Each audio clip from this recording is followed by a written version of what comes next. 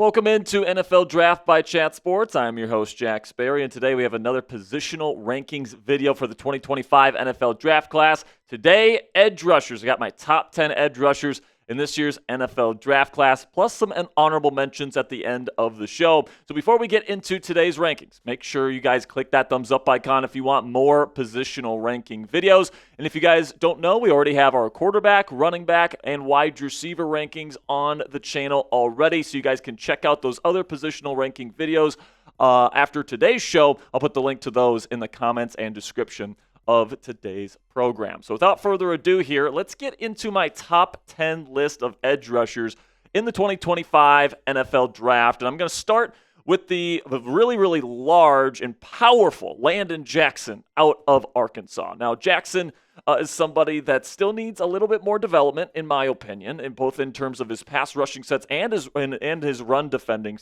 sets. But this guy is an absolute physical freak. You take a look at his relative athletic score this year, a 9.78. He's got great explosiveness numbers. He's got good size. And, of course, he had that great 40 time at 4.68. So he is somebody that is really bringing a lot to the table in terms of athleticism. He's got super powerful hands. He's got a really nice level of upside, especially as a run defender, in my opinion. He's got the functional strength to really be able to anchor and really not give an inch on the line of scrimmage for an NFL team. But he also has some really nice explosiveness and some nice speed, along with some good size, and, of course, that power potential that he has with all that functional strength, where he could be a pretty darn good edge rusher in the National Football League if he lands in the right spot. I expect him to be somewhere in the day 2 conversation, probably more of a round 3 guy for me, but who knows? Maybe a team that really likes his potential and really wants him a part of their football franchise could be interested in him as early as round 2.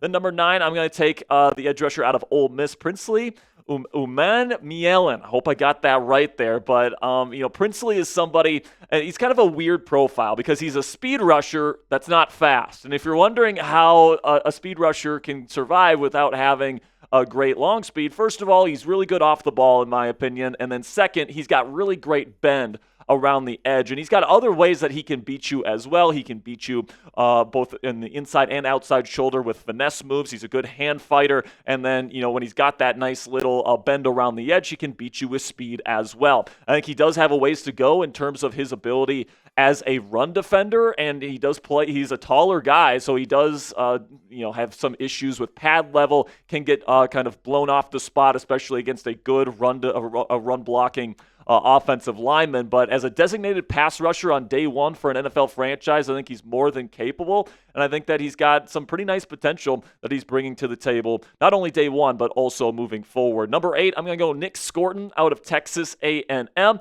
And, I like Nic Scourton a lot. I think that he's got a pretty darn high floor. I like his finesse. I like his different ways that he can beat you as a pass rusher. Now, I don't think he's anything special, all right? I don't think that he is a future number 1 edge rusher, which kind of puts him down my personal rankings. But if you're looking for somebody that's going to be very solid on day 1, somebody that's played from a bunch of different alignments there at Texas A&M, they like to move their guys around. He played at a really much higher weight. He played at around 285 last year with the Aggies. He's down to around 265 right now, but I actually think that helps his profile because I think he's more of a finesse rusher than he is a power rusher, so that lighter weight should help him reach his ceiling in the National Football League. And I think, he has a pretty decent ceiling as a number 2 edge rusher. I don't think he's going to be like a truly dominant number 1 guy for anyone that drafts him. Because of that, he might not be taken in the first round of the NFL draft this year. But I certainly think he's going to be a very solid number 2 edge rusher from the start. And I think that he's going to remain that throughout his NFL career. Then number 7, I've got kind of my sleeper here and somebody that I think could be the surprise of the draft class, and that is David Walker out of Central Arkansas. And Walker is unblockable against the FCS competition that he went up against there at Central Arkansas. And the thing that I really like about him is that he's built low to the ground, but he's like 265 pounds. So he's like a bowling ball, and he's got some really great bend around the edge. He's got some really nice power. He can convert speed to power very, very well. And he always wins the leverage battle, so he can push these offensive tackles back with some really great functional strength, and especially against the competition he was going up against. If he was getting one-on-one looks, which, by the way, wasn't very much per game because these FCS opponents understood that this guy was the man that they were going up against, he was unblockable. And I think that in the National Football League, obviously he's going to be facing higher levels of offensive tackle play, but I think that David Walker, it has the type of physical profile that you look for, and then kind of the diversity of ways to beat you that you look for to potentially even be a number one edge rusher in the National Football League. Now, is he going to be that right away? Probably not, because he's going to have to get used to the much higher level of competition that is NFL football play, but I think that he's got some very nice tools, and I think that he could be a big surprise. And if you're looking for somebody on late day 2, maybe early day 3 that maybe has some potential as a number one edge rusher, I think David Walker out of FCF Central Arkansas is somebody to keep your eye on. Number 6, Shamar Stewart out of Texas A&M, another Aggie here. Now, some people really, really like Stewart, and the reasons why they like him is because he is an absolute athletic freak, all right? A perfect 10 out of 10 relative athletic score at the Combine this year, a 4.59 40-yard dash. That is an elite time for an edge rusher. He's got great speed. He's got great functional strength. He's got great explosiveness. He's got every single physical quality that you would want in a number one edge rusher, right? That's why he's a perfect 10 out of 10. But my worry with Stewart is he doesn't have a lot of ways to beat you on film. He really relies on the bull rush. And honestly, with that bull rush, despite his functional strength and despite his explosiveness, he wasn't really all that productive with the Aggies with that bull rush. So he reminds me a lot of guys like Trayvon Walker, who are not very productive in college, and they're athletic freaks, and they rise up these draft boards, and you can say for good reason. But, something that worries me about Stewart specifically is he really relied on the bull rush, and his power at like 290 pounds was his playing weight last year, and he got all the way down to 267 pounds. So he's a lighter frame, and if he's going to be really relying on that bull rush, I think it's a question as to just how effective that bull rush will be against NFL offensive tackles. So I think that 267 weight, similar to Nic Scourton, can be beneficial if he can develop some other finesse moves. He can learn some hand fighting moves, learn how to beat people with speed, which he really doesn't do on his film all that much. I think that he is a pure projection. He is a physical freak, which is why you put him up here at number 6, because he's got the potential to be a number one edge rusher. He's probably going to end up going in the first round because of that physical profile he brings to the table. But I think that he's got a pretty high bust potential as well for any team that takes him in round 1 as well. So are you a believer in Shamar Stewart to become a number one edge rusher in the National Football League? Give me a yes or a no down there in the comment section. For me, I'm skeptical, but I certainly see why people like him. This will be the pinned comment on today's show. So in just a second here, I'm going to tell you about our sponsor today at Fanatics. And while I'm going into Fanatics, give me a yes or a no to today's pinned question. And with that, let's have a word from our sponsor here at Fanatics. And you guys can get some officially licensed NFL draft memorabilia from our friends at Fanatics today. You can go chatsports.com/2025draft to get some of these draft hats that are up on their website right now for your favorite NFL team. They also have a special logo next to the team logo, given whatever team that it is. Depending on the city, there's a different logo and a different little emblem there. You guys can see the umbrella for the New Orleans Saints.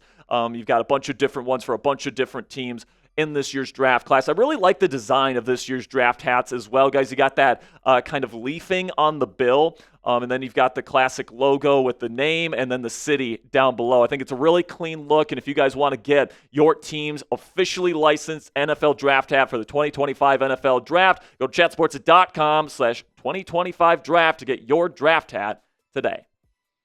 Now we move into my top 5 edge rushers in this year's draft class. I'm going to start my top 5 with Donovan Ezeiruaku out of Boston College. Now, Ezeiruaku is super, super smooth as an edge rusher, and he's kind of in the same category as Princely out of Ole Miss, where, he's a speed rusher, but he's not that fast. He's not that physically gifted, but he is very, very effective as a hand fighter, and he's got great bend around the edge on his speed rush. So, these offensive tackles, they need to really do a good job staying in front of him, because he's a really talented pass rusher that sees the weakness in your pass set and takes advantage of it. And, the production from Ezeiruaku at Boston College last year speaks for itself.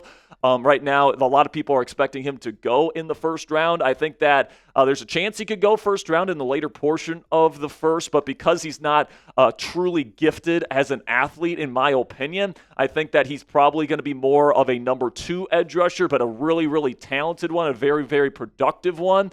We'll see how he ends up doing. I'm really rooting for him because I love his tape. I love the attention to detail that he brings to the table, or that he did at Boston College every single Saturday. So I think he's a really darn good player. I think there's a chance he could go late round 1, and he makes my top 5. Then we get to number 4, and I got Mykel Williams. Now, Williams, similar to Trayvon Walker when he was coming out of Georgia, his production was limited because they put him in kind of like an interior pass rushing kind of alignment at a 4-eye. So he took on a lot more double teams.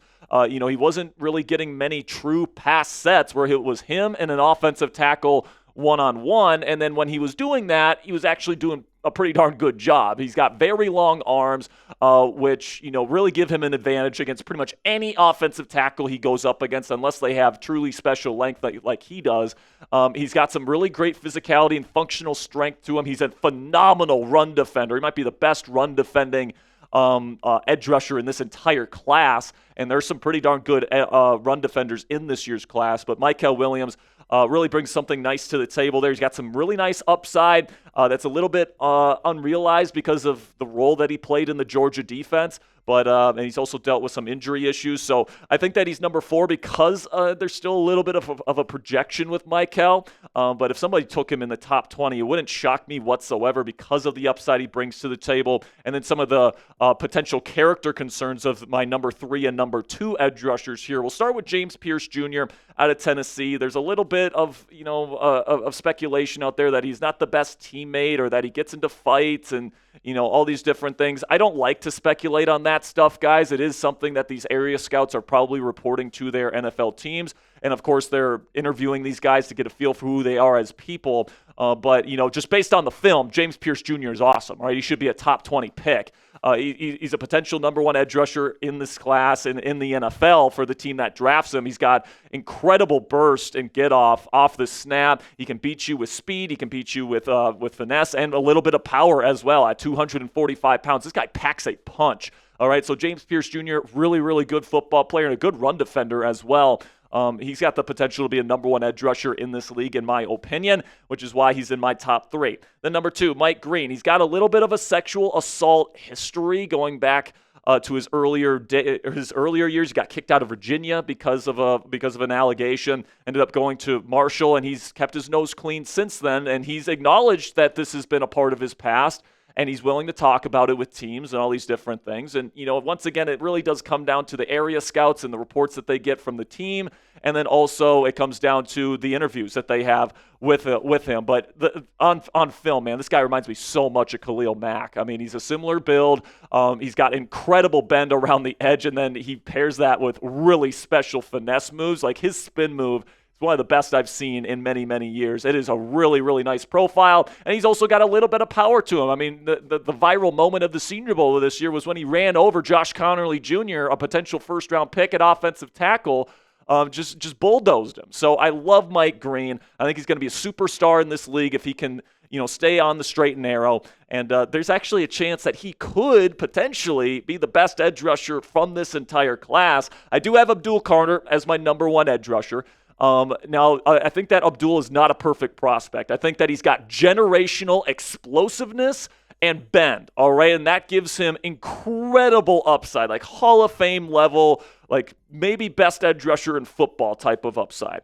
But he's got 2 key weaknesses. Number 1, his balance isn't fantastic, which doesn't help him out in run defense. He's on the ground a lot, which is not a good sign. And then he doesn't play with a lot of power. He doesn't try to bull rush all that often, and when he does, it gets shut down. And you would think with a guy as explosive as he is, I mean, his acceleration is world class. It is A+ grade acceleration, guys. Like, I cannot give him a higher grade. Like, I don't know if I've seen any edge rusher ever go from 0 to 60 as fast as Abdul Carter does, and then he pairs that with maybe the best ghost move I've ever seen, where he dips underneath the tackle with incredible bend to get right to the quarterback. I mean, it's awesome, but like that's his bread and butter, and he doesn't really win in other ways. And if these offensive tackles in the National Football League kind of know that ghost move is coming. I mean, if you go up against a guy that's physically limited, sure, Carter can really be great, but against the really, really good guys, he's going to struggle if he doesn't add a little bit of power or a little bit more finesse to his game, in my opinion. He's excellent in coverage as well, so if you want to play outside linebacker and go out in coverage on disguise looks, you can certainly do that. Played a little bit off-ball linebacker, and he's good at run diagnostics, all that different stuff. So I really think Abdul Carter has the potential to be arguably the best edge rusher in football. It really is that high of a ceiling, which is why he's probably going to go in the top 3, at the bare minimum top 5. But man, he is a special player. He just needs to work on that power and that balance a little bit, and if he can do that, he's going to be wearing a gold jacket. Now, before I say goodbye here, I want to give some honorable mentions. We'll start with the designated pass rushers. These are guys that I think can be a 3rd or a 4th edge rusher in a rotation. Braden Swinson out of LSU, really productive last year for the Tigers. Josiah Stewart, very similar with the Michigan Wolverines. Really, really refined pass rusher that can beat you in every single way possible right there. He's undersized, so he's not an every down guy, but Josiah Stewart, he's going to be a really good rotational edge rusher on day 1. I considered him in the top 10, but he just gets outside my list. And then Oluwafemi Oladejo, brand new to the position, all right? So he had his first year as an edge rusher last year, but he's already developed a cross chop, which is one of the most difficult moves to master, and he's done a really good job doing that. UCLA, they had Leatu Latu last year, who has an awesome cross chop. It seems like whoever's coaching edge rushers there with the Bruins really knows what they're doing, because Oladejo is already pretty darn good at that, and he's got some really nice physical tools and upside. I think that if you're looking for an early day 3, late day 2 type of edge rusher, Oluwafemi Oladejo is certainly somebody to keep your eye on as well. Then guys that are really good run defenders, JT Tuimoloau out of Ohio State is maybe the best run defending defensive end in this class, maybe other than Mykel Williams. His ability to just take on blocks, shed, diagnostic the run, all the different things.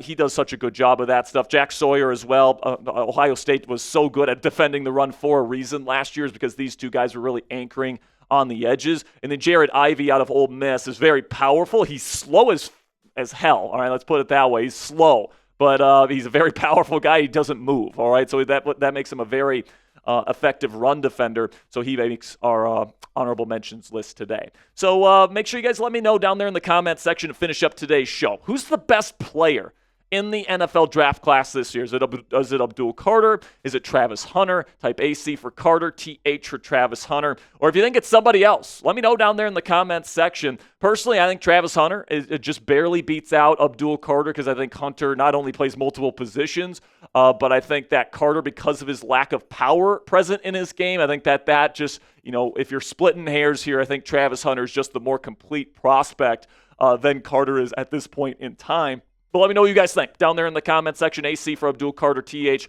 for Travis Hunter, or let me know somebody else down there in the comment section if you want to go against the grain. So make sure you guys click that subscribe button if you haven't already. Really do appreciate all of your guys' support. We're going to have more positional rankings, and we're going to have positional ranking videos for every single position before we go live with our extensive live coverage of all 3 days of the NFL Draft right here on Chat Sports. So make sure you click that subscribe button if you haven't already. Until next time, guys, peace out.